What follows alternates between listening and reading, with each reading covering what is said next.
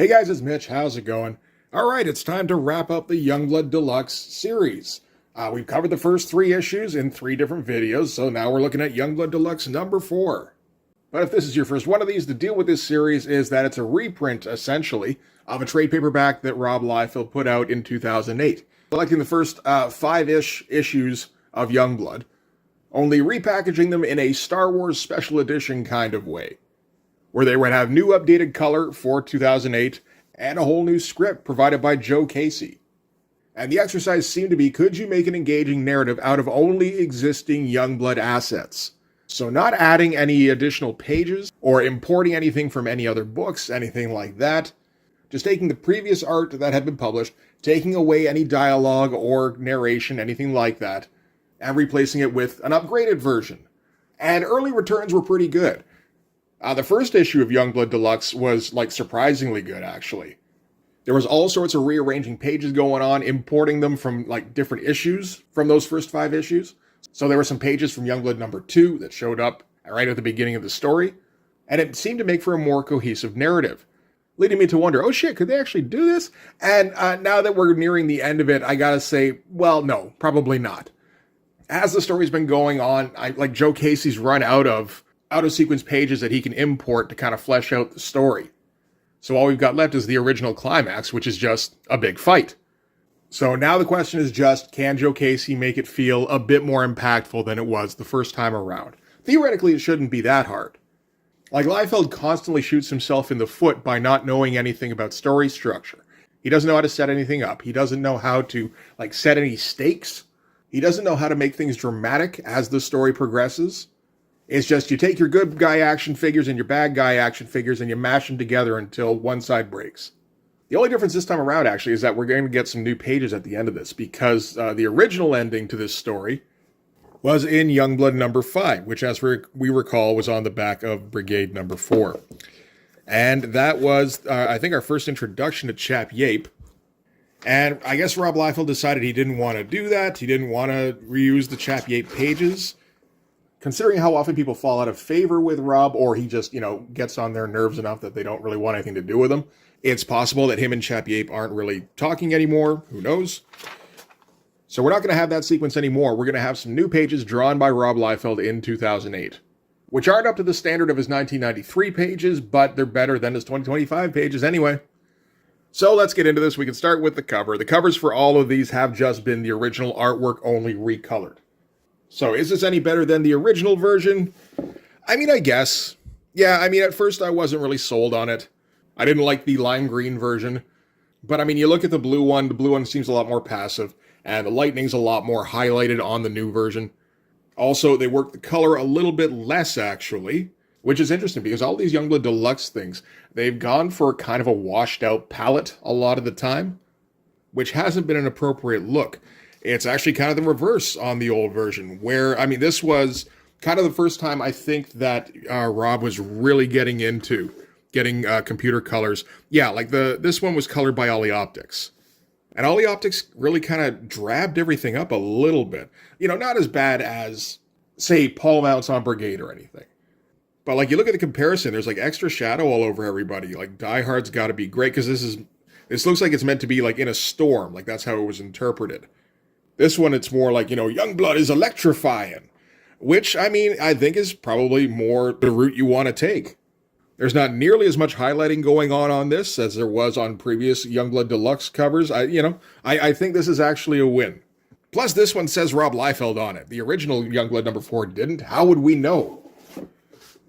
All right, and the credits, we've gone over the credits before. Rob Liefeld, doing all the art and all that shit. Joe Casey doing the script. Danny Meeke originally credited with inks. I think this was the first issue Danny Meeke did inks for Extreme Studios. Or close to, anyway. That first version of Youngblood number 4 looked very different from the 3 previous.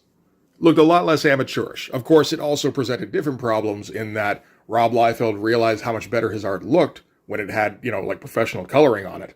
And he decided to kind of level things out a little bit by easing up on how much work he put into the page.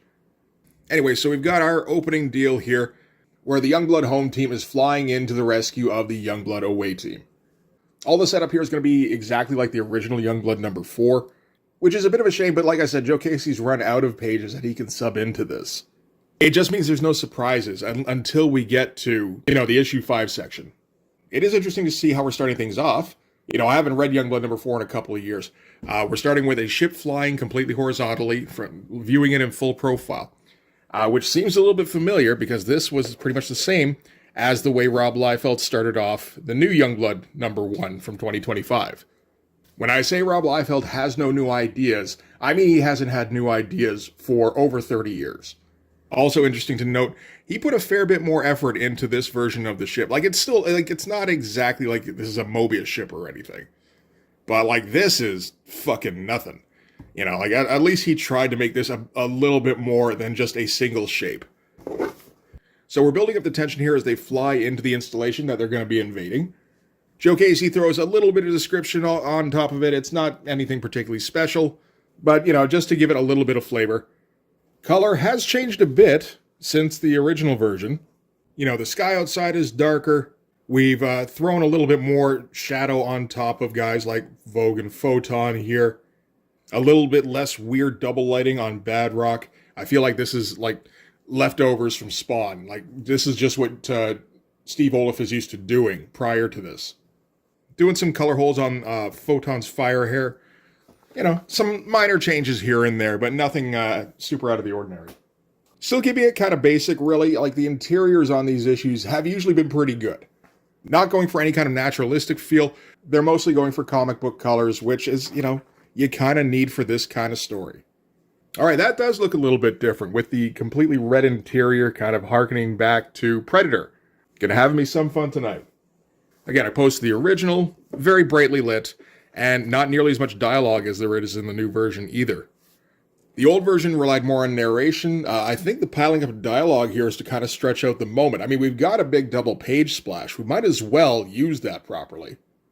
This is supposed to be the calm before the storm, before they all jump into action. So you want to underline the nervousness everyone's feeling and just how uncertain the situation is. So the main thrust of it is that Die Hard is kind of taken over, which is interesting, again, because in the original, Die Hard doesn't even speak for the entire build-up. But now he's taken over because he's got way more experience than anybody else in the shuttle. Youngblood has basically been around long enough to fight the Four a couple of times, and that's been about it. Whereas Die Hard, they're using the continuity where he was around in World War II, and he's been kind of constantly rebuilt up until this point. So as the guy with the most experience, he'll be taking command. And, just make sure he's not stepping on Shaft's toes. Shaft doesn't mind at all. He's not used to this superheroing shit just yet. It's okay, yeah, fine, whatever gets the job done. There's a bit here where Vogue and Die Hard are kind of having a little bit of a spat. Vogue is we're not storming the beaches of Normandy. Die Hard's war's an absolute. In time, you will gain the experience to properly recognize that fact. And she says, you could not be more dispassionate, could you? I think that's a little bit ironic, as those two would eventually date, or something like that. I think I'm getting that from the Bloodstrike Brutalists number 0 issue, so that might not be in continuity. They're doing a little bit of exposition talking about the situation they're walking into. Not very much, though, because the idea isn't that you're picking up a single 4th issue, not the way this was originally presented, because this was part of a trade paperback. So the idea is you've read all of issues 1 through 3 before this in one sitting. But the home team is just finding out about this prophet guy that the away team found in Berlin. So Badrock's kind of chatty about it. He's like, hey, maybe we can get him on the team as long as his toy sales don't cut into mine. And Shaft's just kind of amped up, a little bit nervous, but, just tense. It's all pretty good. It flows fairly well. I like the upgrade on the lighting, particularly on Die Hard. That kind of darkened him up a little bit and made him more front-lit from the canopy. That's all right. Also, worth pointing out, the Youngblood shuttle got a whole lot smaller over the years, didn't it? I don't know if this is all Rob Liefeld stuff in the back. This could be Richard Horry. If it is, we would get a credit for Richard Horry as technical assistant, probably. And I don't think we do. So this might be Liefeld. It's not super intricate or anything, but there is some work put into it, as opposed to the new version, which there is not. So, Die Hard and Badrock are going to take point. Badrock is going to restrain himself in this version, limiting himself to only 1 catchphrase, as opposed to the 3 he had the first time. It's still fine as far as a double page splash. You get your gigantic shot of Die Hard here, stretching across both pages. Make sure if you're getting the original art for these pages, you do get both. Or if you're only going to get one, make sure you get this one, because otherwise you get stuck with this one, and the focus, of course, is Die Hard's ass. They make a point of like trying to do a little bit of repartee between the two, but then the fact that they're in freefall, Badrock can't hear anything that Die Hard is saying, which is kind of funny. So just Badrock responds with, whatever, man. So they go crashing in, and of course there's, big tube robots for Die Hard to fight. First time around, the dialogue read something like, "First encounter with the Resistance, giant androids. I'm not impressed. I make quick work of these two, shutting them down without breaking a sweat." Again, just having no idea how to set stakes. Joe Casey doesn't go in the opposite direction or anything. Like, he doesn't make it seem like this is going to be a difficult fight right off the bat. But he just kind of leaves it for now, saying Die Hard wastes no time. A quick visual scan of the area reveals no sign of Sentinel or his team, which quickly clarifies Die Hard's battle agenda, leave nothing standing. So really kind of the same feeling, I suppose, except we don't get that first-person narrative from Die Hard's perspective, where he reflects on what a badass he is. In this version, Badrock complains Die Hard didn't leave anything for him. Die Hard says, "You'll get your chance." They push forward, and they find Prophet. I don't know that the upgraded color really flatters Rob Liefeld's art in this. I feel like it looked, kind of silly the first time out, but just with how much darker the tones are, you didn't notice how ridiculous this posture was. Or at least not as much. Where it looks like his arms are just rigid. He can't move them. He's just like swinging his shoulders from side to side as he walks. That arm doesn't look bad, though. I don't think I would have noticed it in the first one because of how much darker the tones were. But there's a whole bunch of work in that arm. That doesn't look too bad, really. Other than the way Prophet's holding it, and even worse, the other one there. So Prophet gives them a quick and dirty version of what happened to the away team. So the dialogue here, it's definitely different from the first time. First time he talks like, medieval warrior kind of shit. He's like, "I know not who you are, but your dress and speech would mark you as one of my fallen comrades." Here, there's a little bit more desperation. It does come across as like a big exposition dump, but it does feel like Prophet, like he barely got through the last fight, and like some cavalry's arrived. He's like, "Oh shit, tell me you've got more of you." Die Hard tells him to calm down, "You're talking too fast." But before he can talk anymore, one of the crash tunnels opens up and they got to get back into the fight, naturally. So Die Hard focuses on punching guys. Prophet's, again, kind of panicking a little bit. Like, this isn't getting us anywhere. We have to get through the crash tunnel and do something about Darkthorn. So Die Hard breaks out his Captain America shield. Kind of minimal narration here, but at least we didn't get, "I hope the old adage holds true, the bigger they are, the harder they fall," as we did the first time around. Joe Casey tries to set it up like this is, the biggest fight that Youngblood has ever been in. He goes, he remembers a simpler time when the evil of man was the only evil to be fought, but these metallic beasts, they are beyond man's evil. For Die Hard, there are many more wars to fight. This one will not be his last. So, but it does feel like there's maybe some stakes involved at least. That's something. Die Hard gives a signal for Badrock to actually join in, so that's okay. We get our big splash of Badrock delivering one of his big punches. It's fine as far as those kind of pages go. So the battle is momentarily won. Shaft and Chapel arrive on the scene. Shaft, naturally doesn't know who John Prophet is. Chapel's about to pick him off, and Die Hard kind of runs in front of him going, "Wait, no, this is the cargo that Sentinel was securing." Shaft clarifies with Die Hard whether Prophet had anything to do with any injuries inflicted upon the away team. Die Hard tells Shaft to stand down. "This isn't our enemy. He's been fighting alongside us." Shaft tries to keep it simple and professional, saying, "We're just here to do a job." Prophet's like, "Well, this isn't just a job. This is about saving the fucking planet. So maybe shift gears a little bit because this is going to be the toughest fight, etc., etc." It's not honestly that much different from the original version of the script, at least in terms of the content of what they're saying. The delivery's a little bit different. It's not quite as clunky. That's about it. Colors look nice, though. I think they do still look better than the original versions. So Die Hard's sensors pick up another crash tunnel opening up lower in the facility, so he's gonna run off to go and intercept that. Shaft sends Badrock after him, leaving him and Chapel with Prophet. But before they can get into anything, of course, Vogue comes up with Sentinel. And Sentinel, fills in Shaft quick that this was the toughest fight they'd ever been in. And, we barely survived, that sort of thing. But Sentinel's super tough. He's going to hang in there and try to pitch in at the end. And again, we're trying to kind of emphasize the end of the world stakes, which is tough because, of course, we haven't had very much time at all to build those stakes up. Joe Casey's trying to hammer it in here at the end that, no, this is the most important fight of all time. But he didn't really have the pages to build that up leading up to this, right? So everyone's just kind of having to say it over and over again. It kind of works to an extent, at least. Like Sentinel here, he's like, this is bigger than anything we've ever faced, bigger than anything most of us have ever trained for. This is war. We're the only thing standing between humanity's survival and its destruction. And Shaft responds by saying, well, hey, at least I don't have to deal with press releases out here. It's kind of a relief. So Badrock and Die Hard find the crash tunnel. Naturally, they go running in. Get a little bit of description about the feeling of running between dimensions. So we didn't get that the first time around. That's a nice little addition.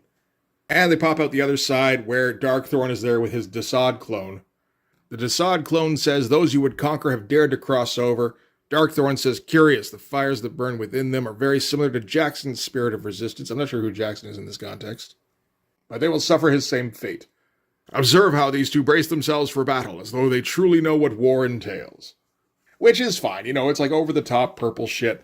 It beats the original one, where Darkthorn goes, congratulations! You have successfully breached the passageway that joins our two worlds. This is the planet Decay. I'm Darkthorn, its ruler. Your trespass here is not welcome. Sure, I got halfway through that and realized I was doing a completely different voice. So, of course, what they always do, where Die Hard and Badrock leap into action. Die Hard gets knocked back immediately, leaving Badrock face to face with Darkthorn. Darkthorn does his eye ray thingy and takes over his mind. On the other side, we've got Chapel and Shaft, we got Prophet and Sentinel. We've also got the Berserkers hanging around, because remember, they were a part of this too. If anything, they get a little less accented than in the original versions of these issues. Because in this reprint, they were introduced right at the beginning of the story, like page 1. So when they pop up at the beginning of the fight between Prophet, the away team, and the Disciples, in this version, there's a little bit of like, oh, right, these guys are in here. At least in Youngblood issue 2, you started off with the Berserkers, and then at the end, the Berserkers swing in to be part of the fight. That actually makes a bit more sense, surprisingly. So anyway, they're waiting outside the crash tunnel for, some kind of result. And then, of course, Darkthorn and Badrock walk through. Badrock is all mind-controlled and shit, and we get all sorts of dialogue that we didn't get the first time around. First time around, it was, your comrade now serves the dark side. Unless Prophet is surrendered to me, so shall you all. That is totally going to be my original Darkthorn voice now. This time they realize Badrock is being mind-controlled, and Darkthorn says, indeed, the ritual is as follows. My ascension signals the finale of your race. Resistance will be met in kind. Your world is no different than the countless others that were ultimately incinerated by the unholy energies that fuel me. No different. Oh yeah, no, he just repeats himself there. I exist to conquer. There is no other outcome. You cannot conceive of the attempts to thwart that which is inevitable. Okay, that got a little convoluted. Entire legions of warriors decimated. Planetary defense systems rendered completely impotent. But your arrogance, it almost amuses me. I shall enjoy watching this monstrosity now under my complete control take you apart piece by piece. So that kind of ended up being a rambly mess, really. I mean, the old version was cliche-ridden, and again, really undercut the stakes, where it just feels like Darkthorn is invading Earth so he can get his hands on Prophet, as opposed to being a world-ending conqueror. So Joe Casey, again, trying to work to make the stakes like an epic finale kind of thing. So it ends up being like a full-on monologue here at the end that got a little, confused. I don't know if that's an improvement at all. Anyway, from there, we're going to get some completely different art, because that was the end of issue 4. So the first time around, we cut to, 17 pages of Chappie Ape drawing fights. This is going to be pretty much the same. It's going to be less pages, but I imagine Joe Casey has at least a little bit of input about what's going to be on the pages. So maybe he can steer it in a slightly more interesting direction. Also, we can see far less detail than there was just previously. Danny Miki inked the original Youngblood number 4. I don't think he came anywhere near the 2008 re-release. Anyway, the new version, Darkthorn orders Badrock to attack, and he kind of leaps into the fray. We've actually got Vogue in this one for once. Cougar has also joined, and he's not going to do anything, but he is there. Sci-Fire wakes up. Again, barely any detail to him, but whatever. Looks pretty indistinguishable from Shaft, really. Cougar explains that Badrock is being mind controlled by Darkthorn here. Sci-Fire's like, well, I do mind shit. Why don't I try and, like, reverse his mind shit? And, you know, like, most of the shit on this page here, pretty bad art, really. Except for this panel, which really works for me, actually. Like, particularly like the thick outline that he's getting around here, as Sci-Fire is, like, grabbing onto Badrock's mind. You know, all the rest of this stuff just kind of sucks. It's something that Rob obviously didn't want to draw that much. This is not bad at all. I could posit that Rob Liefeld stole this off of something. I'm not sure what it would be, though. I feel like maybe giving him the benefit of the doubt, because in 2008, Rob Liefeld did still try a little bit here and there, at least when there was something to draw that he might enjoy. So, I mean, this looks like something that he spent a bit of time on, maybe. And if that's the case, like, it works. I like it quite a bit. This is maybe, like, the best thing I've seen Rob Liefeld draw. The Badrock kind of plow it into everybody page here. That's not bad either. You know, you set it on a Dutch angle. You get all the speed lines coming out and everything as we've got the crash tunnel in the background. Oh, and that might be it for the good pages. He had like a semi-decent splash going on and one good panel, and that's it. He's out. As we get our big climactic battle between Prophet and Darkthorn. Get our full profile, you know, flat angle. Weak pose on Darkthorn as Prophet falls on him. Somehow even weaker pose as we get our no background shot on Prophet here. Like, that looks inspired by Merritt Michaels. The punches here, yeah, not terrible. Certainly not good, but, you know, he actually managed to find an angle here that didn't look as though Darkthorn's head turned completely around or, you know, like flipped up vertically. He actually kind of looks like he got knocked on the jaw there, so that's all right. Darkthorn replies with eye lasers. Sure. And meanwhile, Sci-Fire is trying to work his way into Badrock's mind, kind of freezing Badrock in place. Darkthorn delivers, you know, like standard supervillain dialogue shit. You know, with my next assault, I shall end you, human. It is an inevitability. For I am the natural order of things. Your extinction begets my evolution. Prepare to join your maker in death. Pretty bad foreshortening on Darkthorn here. He looks like he has nothing between his pecs and his waist. You know what? He basically looks like Ram Man, the He-Man toy, where he's got like the big arms and like skinny legs, and you know, it just there's barely a torso there. So then at that point, the static charge of a crash tunnel crackles open behind the decaying despot, and Die Hard leaps in because we kind of forgot that Die Hard was stuck on the other side of the crash tunnel. Not a particularly good splash. But the pose here isn't the strongest. Darkside or Darkthorn, whatever, that's some weak-looking shit. And the angle he picked, like, the composition of this splash is fucking terrible. Like, the focus of this isn't even really the hit. It's more Darkthorn's midsection. All right, so Prophet and Die Hard now are both going to go punchy all up on Darkthorn. They don't have anything particularly interesting to say. This shot here, though, again, not too bad.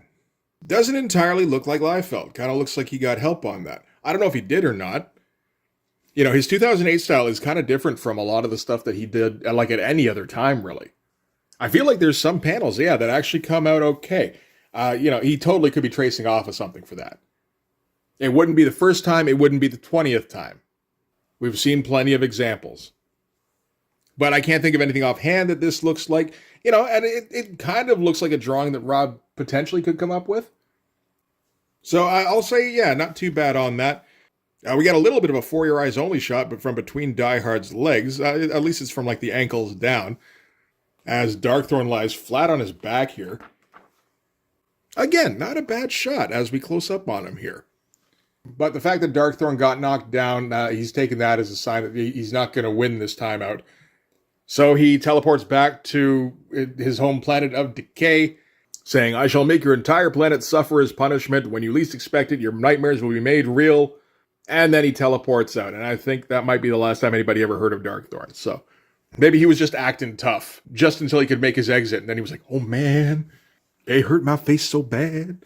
Oh, I just checked it. It looks like he was also in Berserker's #1 after this, and then that was it. So, way to try and set up a big villain and then never use him. Good job. Meanwhile, now that Darkthorn's left, Sci-Fire's finally been able to get a chink in the armor in the mind control on Badrock. So it's time to wrap things up. That was pretty quick. We don't get the long drawn-out fight that we got in issue 5. And honestly, most of it I don't even think looks as good as the early Chappie Ape stuff. With the exception of the odd panel here and there, like that one. I guess it felt a bit more focused, because like the original version, it was exactly what you'd expect for the most part. Where one member of Youngblood after another would approach Darkthorn, try to attack, get knocked back, and then the next guy would come up. This one, yeah, at least there's a little bit different kind of course of events.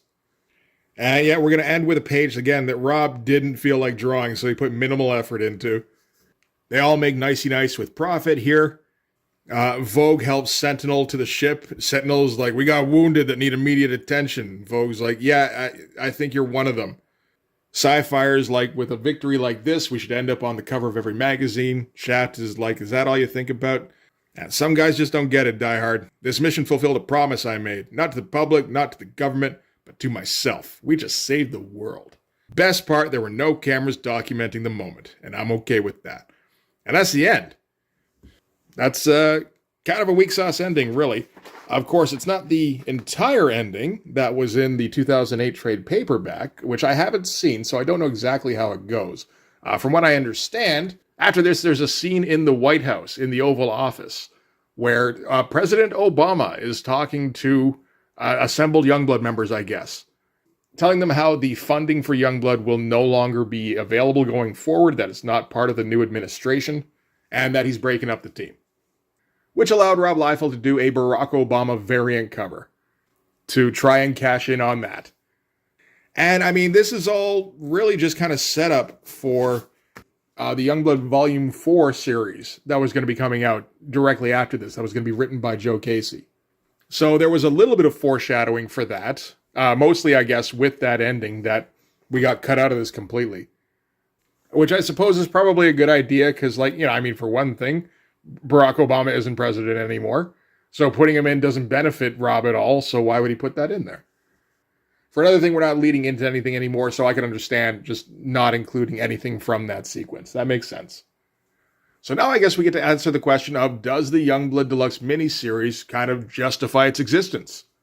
Is it enough of a change? Is it enough of an upgrade over the original miniseries that it's worth actually buying? Kinda. Ultimately you get to the end of it and you get kind of the same feeling as you did when you got to the original end of the Youngblood story, which is like, oh, well, I guess that's over now. It still didn't feel like there was much in the way of stakes, a little bit more so at least than in the original miniseries because of Joe Casey hammering it, constantly. And, the upgraded colors are nice. The upgraded dialogue is quite a bit better for the most part. There's a couple of times where it feels like Joe Casey, I don't know, he isn't trying that hard. But again, I don't think this particular story was his focus. This was more of just kind of a necessary hurdle on the way to getting his own series with Rob. So maybe it's a little bit understandable that he's not going out of his way to try and make this an enjoyable read, because ultimately I think it's probably impossible. It's probably more enjoyable than the original. I think that was probably about as much as he could hope for. So yeah, anyway, that is all of Youngblood Deluxe done. It was okay. I don't mind that I went through these. If nothing else, you get to go back and look at a time when Rob Liefeld actually tried when he was drawing pages, right? It's like, oh yeah, I remember that shit. It was a very brief window, really, from 1990 to 1993.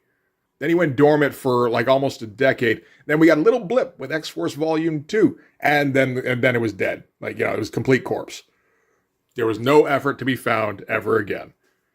So yeah, I hope you had fun with that, and now we can move on and check out Youngblood Volume 4, #1. We'll do that in a week or two.